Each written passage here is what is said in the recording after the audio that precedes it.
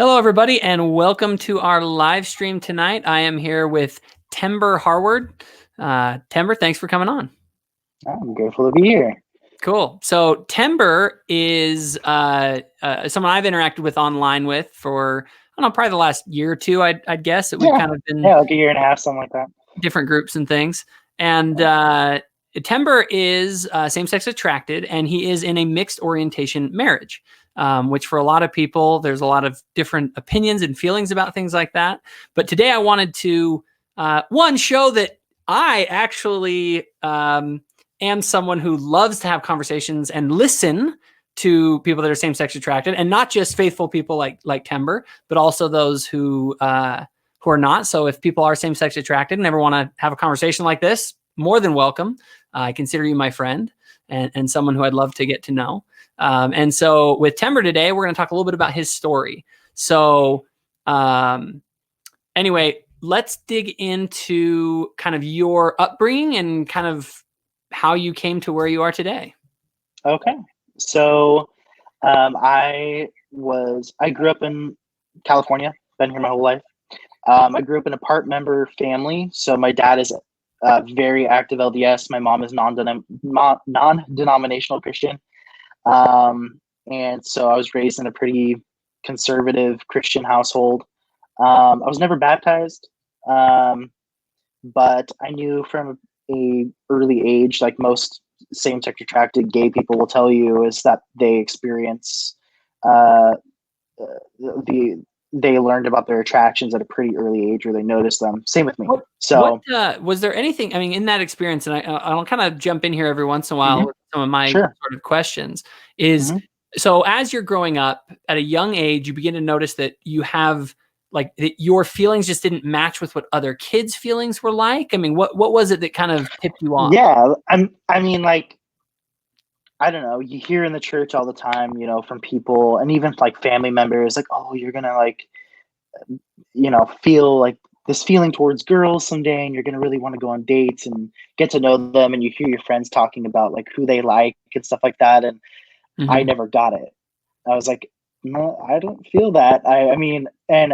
But I did feel what they were saying for guys, I see. and I had crushes on guys, and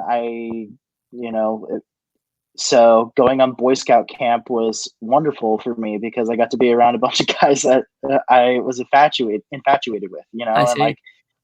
and so like all the same feelings guys start feeling for girls, I felt for guys. So And one other thing that at least for me, and I have a gay brother, I have a gay uncle, I have 3 gay cousins. I mean, this is not something that's not personal to me. And I know that one of the things that I know a lot of same-sex attracted people or gay people as they grow up deal with is that creates a lot of social kind of issues with maybe making friends or other things. I know that happened with people that I know. And my question is was that also something that was very difficult for you? Yeah, it was. I was kind of a loner. Like I felt super awkward. I didn't know how to, I don't know. I just didn't know how to socialize very well. And I think that's just kind of like, that's what comes with being that age. To some extent, yeah. But I think that also exacerbated it, was that I had these attractions and I had no idea like how to deal with it.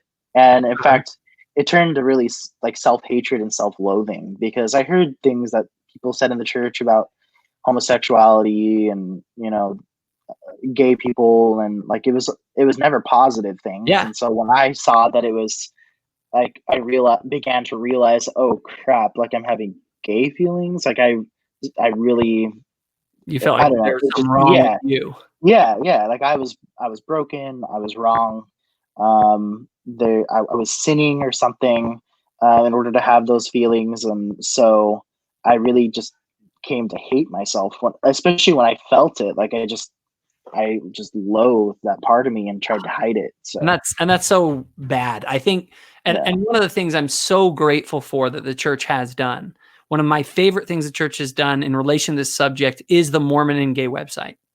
To me, it's sort of like for those who are dealing with these, with these attractions and stuff, people, and that's the funny thing, people will see me online, might think like, oh, he'd be like mean to his kid or whatever. And it's like, you're totally wrong.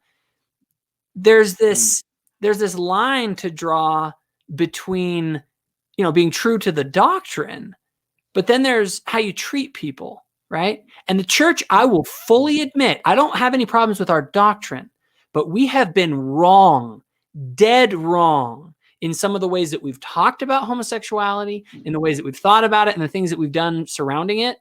And that's a real, I make no excuse for that. And there needs to be change in the church.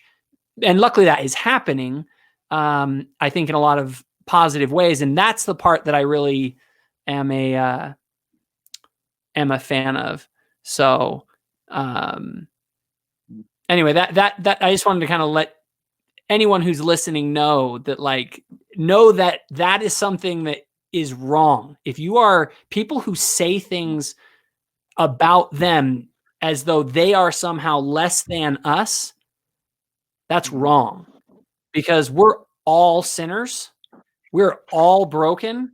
And I love what Elder Uchtdorf says. You don't judge other people because they sin differently than you do. That doesn't change the doctrine.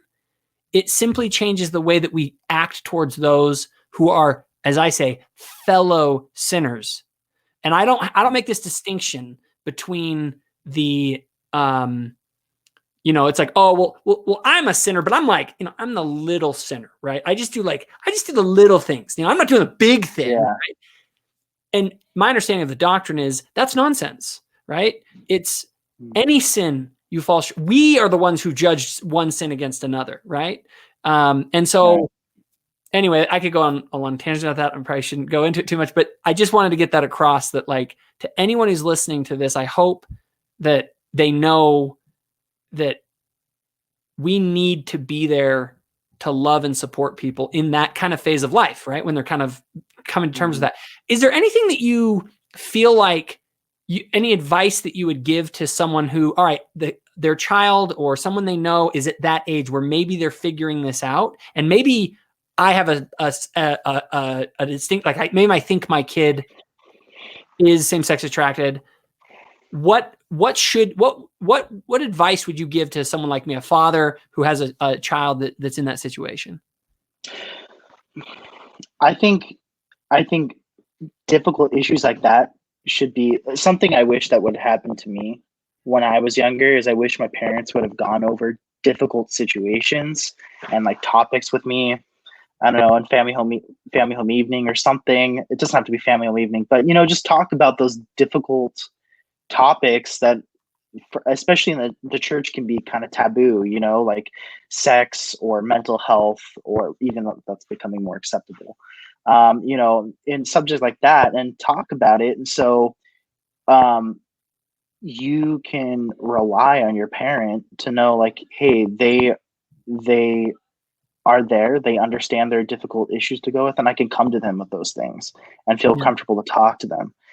I mean, I did feel comfortable talking to my parents to an extent, but I didn't really think they understood that this kind of situation, like same-sex attraction, could exist, or I don't know. It was just hard to approach them because we didn't really talk about difficult topics like that very often. Yeah. And I feel like I feel like one of the things that motivates me to really get into church doctrine is because I want to be able to have the answers for my kids. I think some parents avoid these topics because they themselves don't know how to reconcile them. And I think if you're the parent, you're supposed to have the answers, and I may not have all the answers, but I want to have as many as I can, And so, yeah. And if they're not going to talk to you as the parent, they're going to find those answers somewhere else. And typically the somewhere else isn't a good resource. So absolutely, it's better for you as a parent to learn them from you than from Google, So yeah. One question that I also have. So let's say that you have a kid who is 14, 15, whatever, and they come to you and say, my son comes to me and he says, Dad, I'm gay. What is, in your mind, the appropriate response and reaction from a parent towards that kind of a situation, both initially and then kind of over because, initially it's like, great, we love you. Okay. But I guess I want to know kind of what's the initial response and then what's kind of all right, in the next few years, how do you sort of adjust to that with your child? What kind of advice would you give to a parent in that kind of a situation? Based on your own kind of experience or what you would have wished would have happened kind of in an ideal situation. Well, I'll my I think my parents approached it in the right way. I mean, I could tell both of my parents were very shocked to hear that I was gay. I mean, I think my mom's actually listening to this right now, but I remember talking to her in the car and telling her about it, and she was, of course it's gonna be heartbreaking to a certain extent because parents have expectations and stuff like that for their kids getting married and having grandchildren and everything, and like I understand that. I would just say in that instance, as tough as that may be to hear, the best thing that they need, that people like us need, is just a hug and to know that you love me no matter what. It doesn't mean you support all my decisions, but at least we can know that you love me and you're willing to support me and help me through this journey, because it's not going to be easy. Yeah, no, I agree. And one thing that I think is hard, or at least a message that's out there, is, like you said, you can love me, but you don't have to accept all these things, or all, like, for some people that distinction doesn't exist. Yeah. They say it's sort of like, or at least, and maybe with a young teenager, and maybe that's what a parent needs to do, is to help their teenager understand that there is the ability to say, hey, you are struggling with something. I don't have to accept that, like, that we could embrace this as perfectly moral and fine, but I still love you, and that doesn't change. And I understand that's a tough situation, right? But the world around us, the cultural influence is like, no. Love or hate the sin, love the sinner. Not possible, not happening. And if anyone says that, they're a manipulative, gaslighting bigot. And that is, in my opinion, like, especially like with me and the people that I know, it's like, I don't want people telling them that. Like, they're telling them that it's an ultimatum. It's like, to my family members, it's like, no, if your brother doesn't give up his faith, then it's either his faith or it's you. And that's a crappy place to be. Just a moment.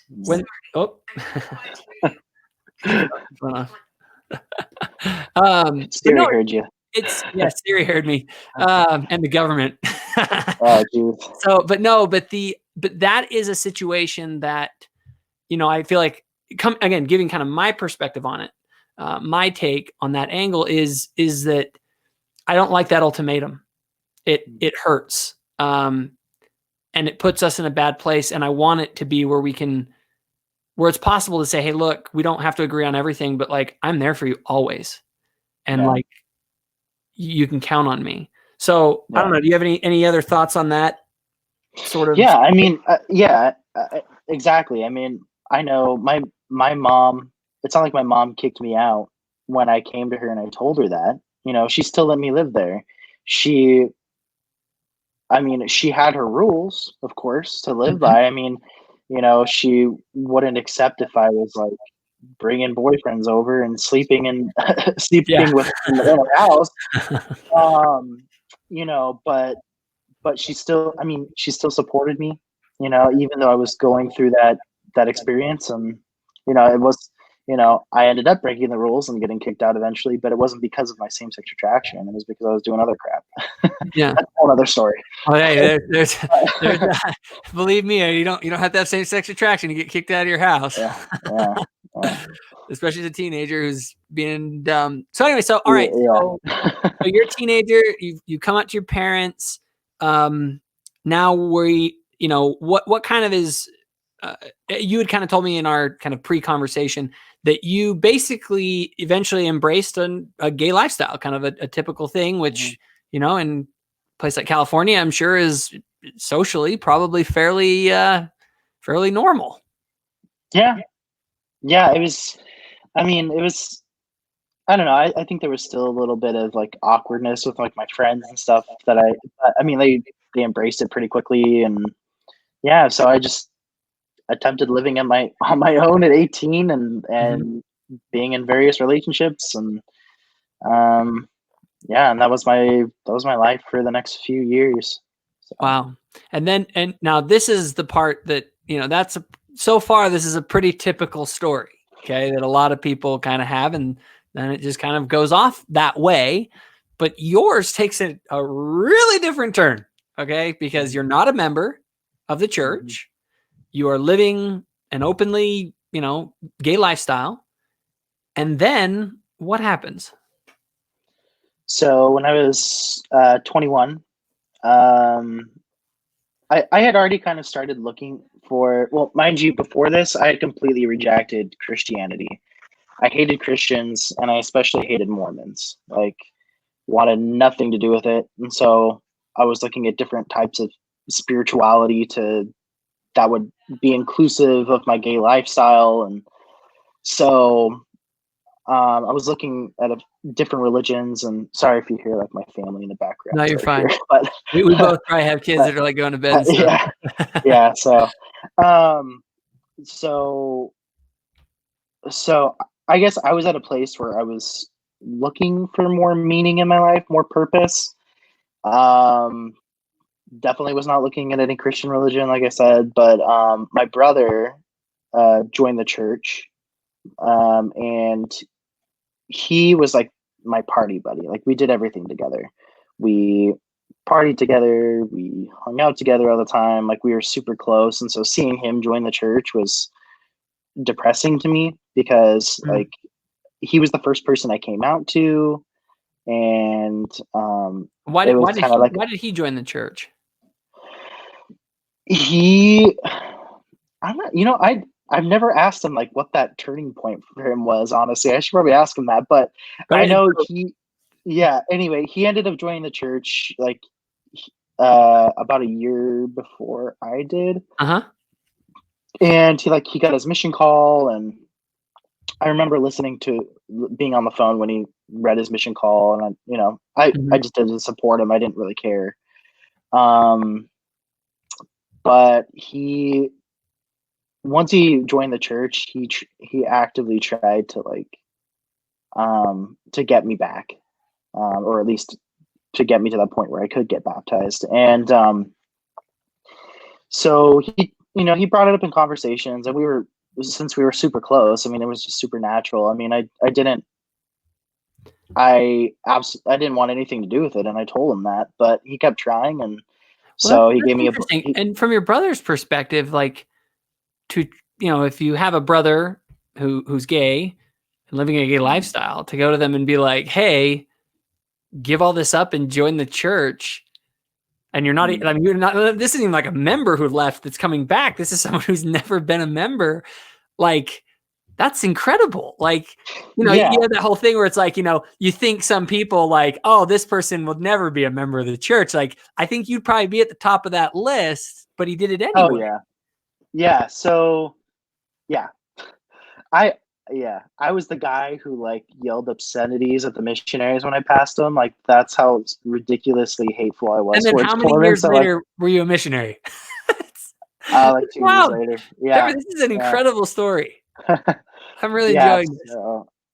So it was just one moment where I was just feeling empty in my life, and I didn't know where to turn. And so I decided to crack open the Book of Mormon, even though I swore I wouldn't. And I read it, and I felt the Spirit strongly testify to me that I needed to follow Jesus Christ, and he was my savior, and I needed him in my life. And even though it was the Book of Mormon I read, I didn't like really point. I wasn't a member of the church, the LDS church, but eventually I realized that's the direction I needed to go. So I realized I needed to give up everything in order to follow him. And it wasn't easy because I was at that time I was in my longest running relationship. And I really loved my boyfriend at the time. Um, and I decided I needed to talk to him and break it off, and that's what I did. And that was the hardest thing that I did in my life at that point. And yeah, it tore me up. But I realized in order for me to feel happy and that I like truly happy and have purpose in my life and like a direction of where I'm going, I needed to do that. It seems like it kind of seems like what was really hitting you was a hunger for meaning. Yeah. And it's funny that you mentioned that, because if there's anything I feel like we miss right now in society, it's that. Like, I think we have a lot of surface level happiness, but people want purpose, right? There's a deeper thirst. You know, Christ said that he was the water of life. And it's just, I don't know. I really find it interesting. The words that you used there it was that hunger for meaning. And even though you had things that maybe were making you quote unquote happy, there was a level of depth to satisfaction that you felt like could only come through Jesus Christ. Is that kind of right. an accurate frame of it? Yeah, for sure. I mean, I'm not the one of those people that says, oh, you can't be happy in the world. You can be happy in the world, because there are things that bring you momentary happiness. And I'm not talking about just temporary. Well, it is all temporary, but like there are things that can bring you a lot of happiness for a while, but it doesn't last. And you have to and there are things that can bring you meaning in your life, but they don't last either. Eventually those things run out, and you have to keep replenishing that meaning, I guess, and that happiness. But there isn't just a constant steady foundation. At least that's how I felt. Yeah. And go ahead. Yeah, I was just going to say, I think a lot of my meaning came from my relationships. A lot of my happiness came from my relationships, and a lot of meaning came from my sexuality. Just like having your sexuality as your identity is fleeting. Like it's, I don't know, it's so carnal in nature. It doesn't really feed any deeper spiritual. Well, and that's it's funny. Purpose. I feel like you're hitting on something so Stephen Covey is one of my favorite authors. And in his book, 7 Habits of Highly Effective People, he has a section about what he calls the center, right? He talks about it as sort of the thing that you can base your life on. And it's funny, or I guess it just should be at the center of your life, right? And immediately, especially like me, I'm like, oh, family. Family's at the center of your life, right? That's got to be it, right? And it was funny because he said, no. He said, principles need to be at the center of your life. He said, because your family can die, your family can betray you, your relationships can sour. You don't ever put your center on something that is fleeting.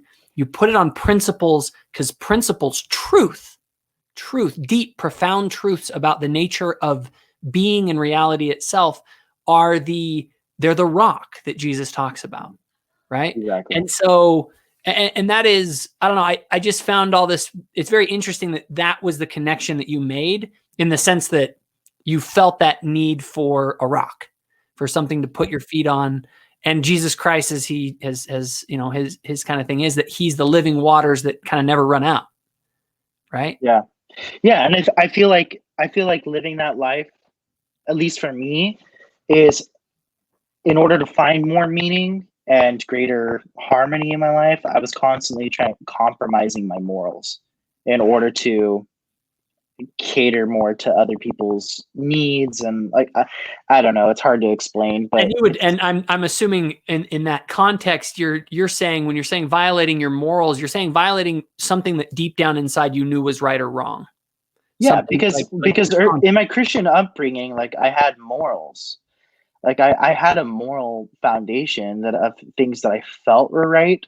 But the more you're in the world, all of those things become relative. Yeah. And so you're constantly pushed to accept more relativity, I guess. Is that a word? Yeah. Relativeness. And I guess that's another reason I didn't feel like I had a firm foundation in my life, because I didn't. It was everything was relative, Yes. and yeah, And that very much is the culture of our day. A lack of yeah, meaning. Everything is relative, and people are thirsting for something deeper and more meaningful. And I think, one of my favorite kind of social commentators right now is Jordan Peterson, because in his own way, he is speaking to that, and he's connecting it with sort of the Christian and, sort of mythologically speaking, in kind of his way, that there is within this ethos something solid that gets you away from sort of the postmodernist relativist sort of mindset that leaves people feeling lost. So anyway, we're digging real into that. We could go all day. That could be a whole conversation. yeah. But I want to go back to kind of this story. So you begin to get involved in the church, and then how did you come to the conclusion that you felt the Spirit, you wanted to do that? Was there much more to it before you decided to make the move to get baptized? Yeah, I mean, it took me a year to get baptized, but it was partially because of same-sex attraction issues and because I had been in some serious relationships, but there's other issues in that. But like, I could have gotten baptized a lot sooner, but it took me about a You were year. ready in the sense like that Yeah, I was you ready. But I'm glad I had that time to really prepare myself, like, to really see if that's what I wanted to do. and Really make sure. how did the membership react when they kind of knew your story?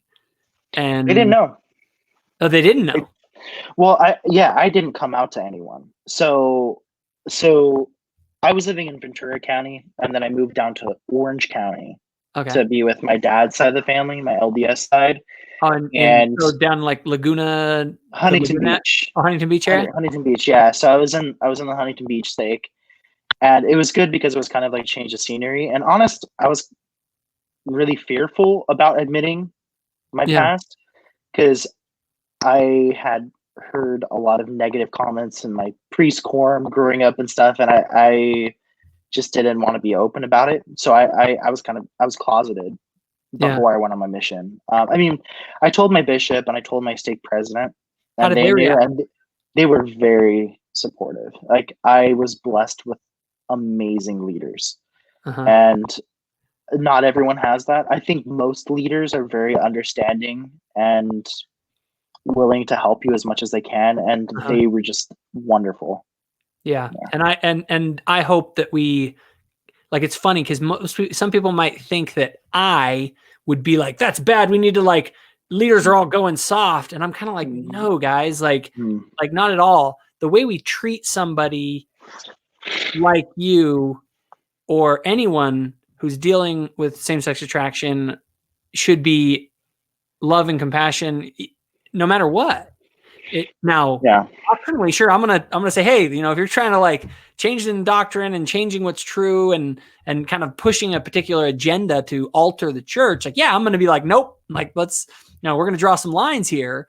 But when it Yeah. comes to the way you treat someone, like, and I'm so grateful that you had those kind of good leaders, and I pray that, and one of the things I worry about, and I want to make sure that I clarify with people, is like, I don't want people that kind of see me get the impression that, like, oh yeah, I agree with Jacob, so if a gay guy ever came into my office as a bishop, I'm gonna kind of come down on him.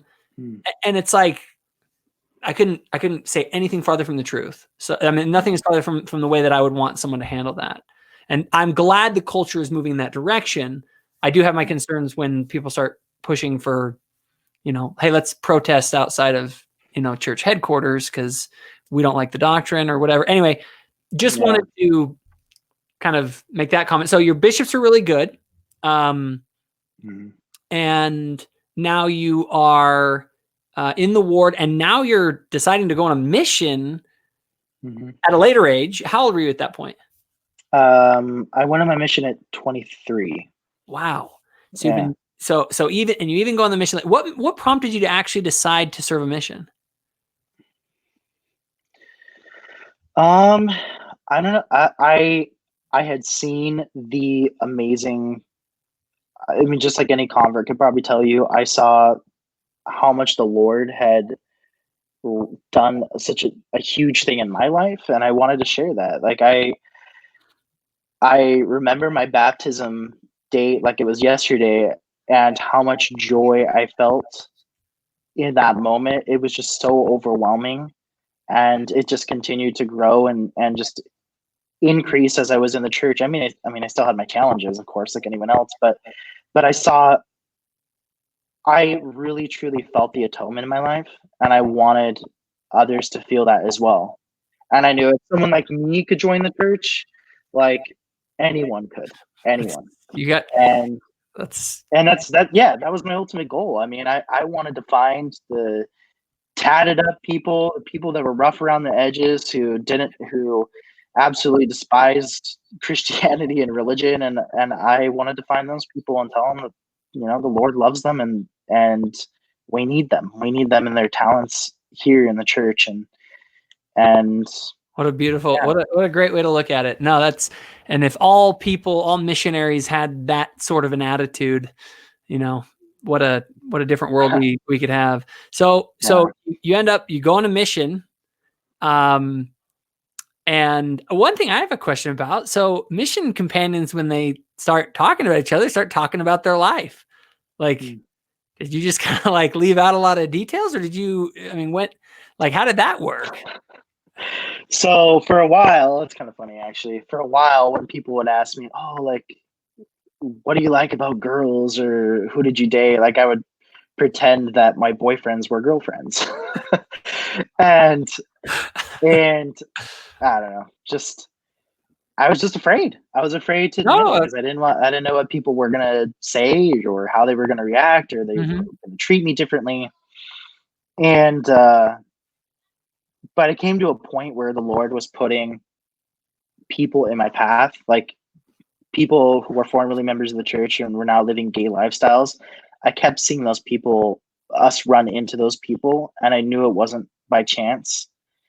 And I knew that was the Lord telling me, okay, you need to open up about this more and be more open about it. And so that allowed me to open up to companions like Hayden and like let them know, like, hey, this used to be my past, and I know I need to be more. I know we need to go back to that house where the gay couple lives and like talk to them or whatever, and being able to embrace that more allowed me to have more authentic relationships.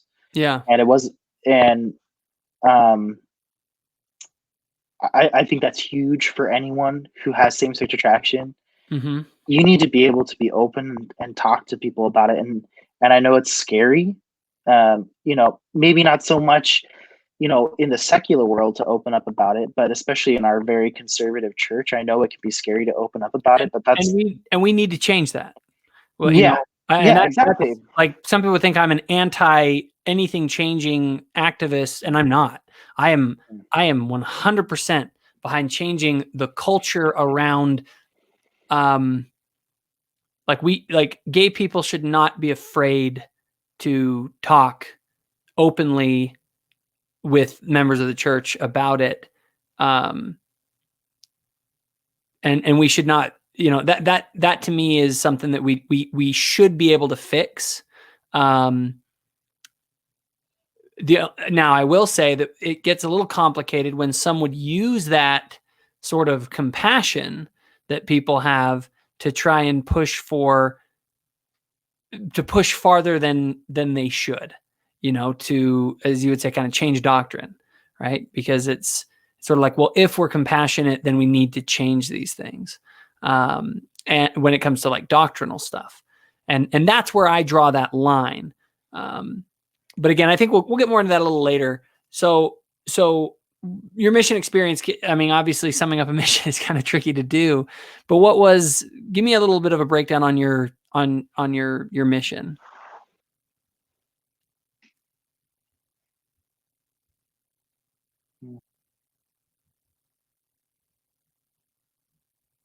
I think we may have a little bit of a delay here. Sorry, my computer's like, I think there's a little bit of a delay. It's probably my internet, honestly. You're fine. Sorry about that. No, you're good. I was just asking about your mission. Yeah. So you were talking about the need to be Sorry, what were you saying? No, it's fine. So I was talking about, well, I talked about a few things, but to go back to the mission side of it. So you're in the mission, your overall mission experience is good and positive. Tell me a little bit about that. Yeah, it was a good experience. Well, okay, that's a lie. My mission was really difficult. It wasn't for obedience issues. It was just it was Your bishop really was? difficult. No, it wasn't for obedience issues. Like No, you said my mission, your mission president. my mission. No, no, no. My mission wasn't difficult because of obedience issues. It Oh, was okay. difficult because of just companions that I had, and it was just tough. It was a huge challenge. Um, like finding people to teach and stuff like that, and yeah, it was hard, Missions are but missions are tough. I learned a lot from it. So That's awesome. So all right, so you get off your mission, and so your whole mission, you never really kind of came out to anyone on your mission. I think we might have another delay here. yeah, Tember, you there? yeah, I'm here. Okay, cool. I'm here. It's just delaying. It's fine. So you didn't come out to anyone while you were on your mission. Is that correct? I did to a few companions Okay. and my mission president. Yeah. And what were their reactions? So all of them were all of them were accepting. One of my companions was like, I don't know, he was a little put off by it, but I mean, it was fine. But yeah, I mean, I didn't really have anyone that was super that had like animosity towards me because of it. So that was I good. see. Very cool. And so you get off of your mission. Tell me the story about that. What happens after you get off your mission? So I get off my mission. I started working at the temple right after my mission, and honestly, I was super scared of getting on my mission because like I knew I wanted a family, but I didn't know how that was going to work out, and like how dating was going to work out because I'm not sure if you're familiar with the Kinsey scale, but there's a scale that tells you like how homosexual you are. Like Mm-hmm. anyway, so I'm definitely like a 6, which is like you're strictly homosexual. There's Mm-hmm. no heterosexual attraction going on there. So I Yeah. was like, I had no idea how that's gonna work out with like dating and like how will I be able to have a family? Am I gonna be celibate for the rest of my life and single and alone? Yeah. Um, but I knew I would need some extra help to help me adjust. So I decided I was going to serve at the temple as an ordinance worker. Mm-hmm. And so I started that. And honestly, that saved my life in the church. Wow. And I'll tell you why, what I mean by that. So like the whole dating thing and the prospect of being alone really was a huge thing that the adversary like really tempted me with and like made me miserable over, and like it just was constantly mulling around my mind, um and it came to a point where like I was doing all the right things in the church, but I was just miserable, Mm-hmm. and I wanted companionship so bad that I was almost getting to the point where it's like I know the church is true, and nothing can change that because I received such a strong witness of its truth, but I can't do this anymore without I can't live my life alone. And because I had some dates and they just didn't work out, they didn't click, and I was like I don't know how I'm going to be able to do this, and so I was kind of starting to have thoughts that hey, I'll accept the terrestrial to be able to in mortality. And when I Mm-hmm. started having those thoughts, it terrified me, honestly, um, because I love the church, I love the gospel, and I didn't want to leave it behind. But um, And it came to a point where one day I just had to pray, and I didn't stop praying until I just felt that I just felt a sense of peace. I just needed to keep trying a little bit longer, and the Lord would let it work out, or would make everything work out. And so I'm just like, okay, I will, I'll keep going. I'll keep doing the things I'm supposed to be doing, and just allow you to guide my life wherever that goes. And at that point, I kind of had given up dating girls because I'm like, it's just not gonna work out. Mm-hmm. And it was not soon after that. It was soon after uh, that my wife showed up at church. So, and I noticed her, and yeah. Well, and let's, before we go into kind of you and your wife and how that all played out, that, I think what you're describing, I think, is probably the dilemma that, in my mind, and I don't know, but I would guess is probably the number one thing that a gay person in their 20s who wants to be faithful to the church just doesn't feel like they can do it. And and you may disagree with this. I'm over here going like, I don't fault anyone who kind of goes that route where they say, look, this is the best I can do. Right. And I don't, I have a very broad theology, which I'm not going to go into necessarily, about people that just, if you do your best, to me, it's good enough. But we all, our best, that's between you and God. You know what I mean? I know for a fact my best, I feel like I've been given 5 talents, right? As a parable of talents goes. So my best is going to be different than someone else's best that hasn't been given all the things that I've been given, and that has, or just, and I don't say that God gave me all those necessarily, but I think that we live in a world that it's unjust, meaning it's just kind of randomly distributed who gets cancer and who doesn't. You know what I mean? Or who gets, who deals with same-sex attraction and who doesn't. And in my kind of mind, it's about, well, what do you do with it? And that's between them and the Lord. But what I do know that we shouldn't do is ever turn our back on him and ever say and justify ourselves and say, no, I'm like, this thing that he has said is not right is right. Because that's different. That's you saying that, that's a different change in it. And so, I've had people that I know that are gay, that are getting older. Okay. And one of the things that a lot of people, I guess, don't talk about is sort of what happens later in life. Kind of that loneliness that people feel when they kind of get out of the younger gay lifestyle and they move into kind of the older, later stages of life in a gay lifestyle, that it can be a lot more challenging because the lifestyle does change. And most people, gain enormous satisfaction later in their life because they have a family, children and all of that. And so, it is such a hard thing that I have so little, how could I judge someone and condemn them on a personal level when I have no idea or even close to an idea of what that kind of a struggle is like? But I also can't justify it. And when I look at somebody like you, I say, look, Tember's been able to do something.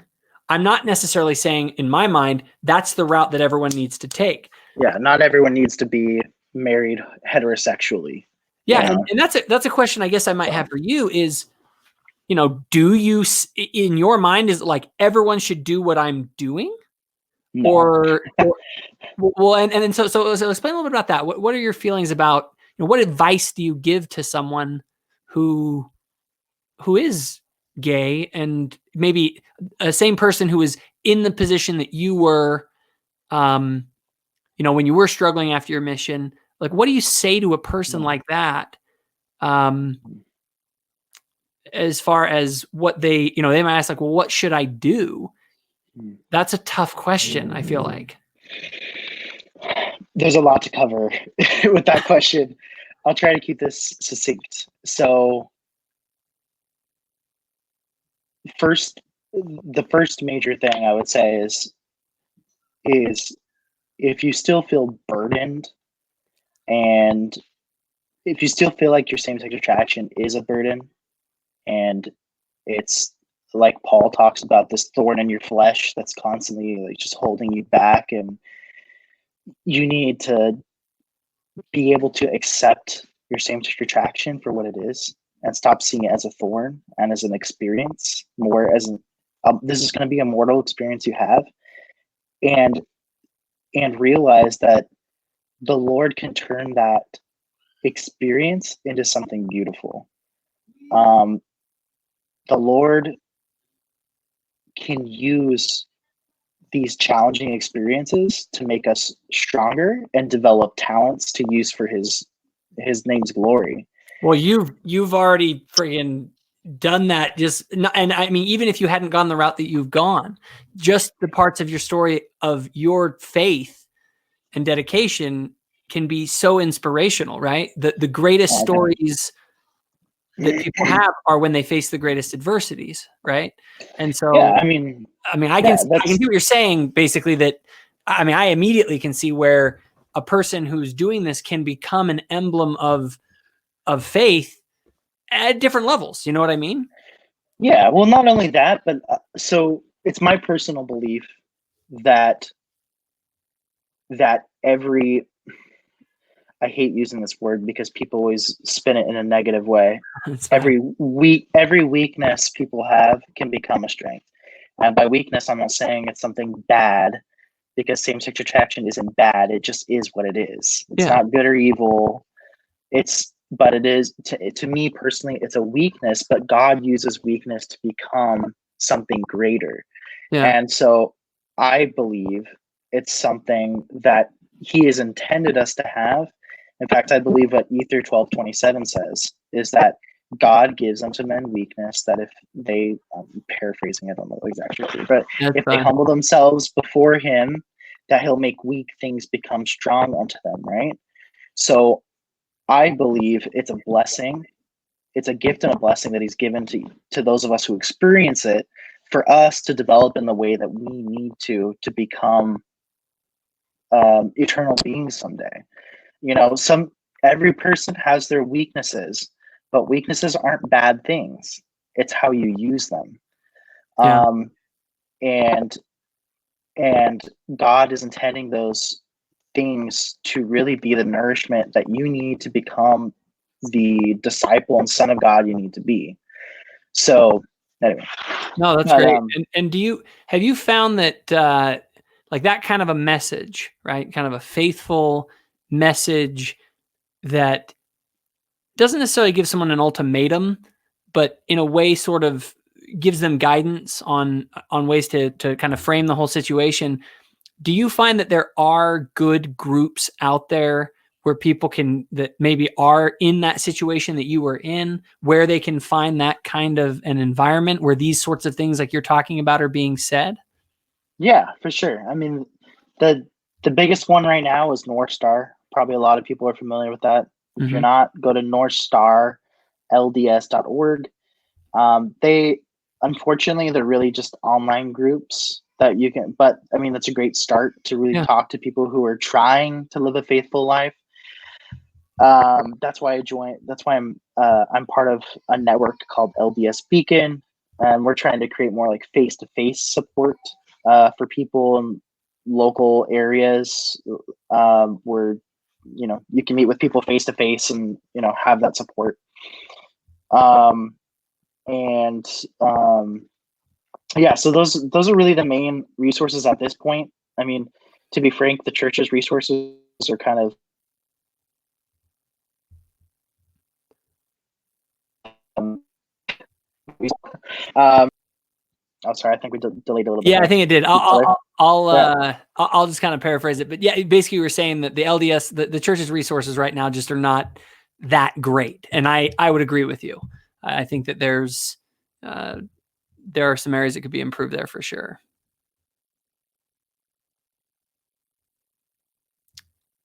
I might have a little delay here. Oh, I might have lost you. All right. Well, I'm going to reconnect with Tember, and then we're going to hook up on this for second part here. We'll break it up into 2 parts.